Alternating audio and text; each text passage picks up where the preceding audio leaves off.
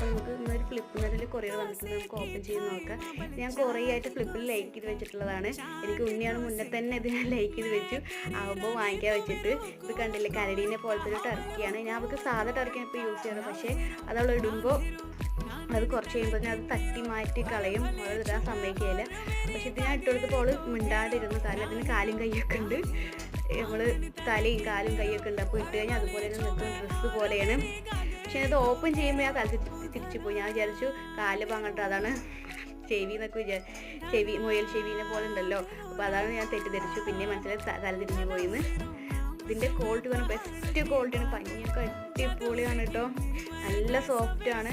അതുപോലെ ഇത് ചിലർ പഞ്ഞിയൊക്കെ ഒന്നിന് ദേഹത്ത് പിടിക്കുന്നില്ല, അതുപോലെ ഒന്നുമില്ല. പഞ്ഞിയൊന്നും നമ്മുടെ ദേഹത്തൊന്നും പിടിക്കുന്നില്ല, നല്ല സോഫ്റ്റാണ്. ഇതിൻ്റെ റേറ്റ് വന്നിട്ട് എന്താ 250 ആണ് റേറ്റ് വന്നിട്ട്. അതുപോലെ ഇതിൻ്റെ കമ്പനി ഓയോ കമ്പനിയാണ്.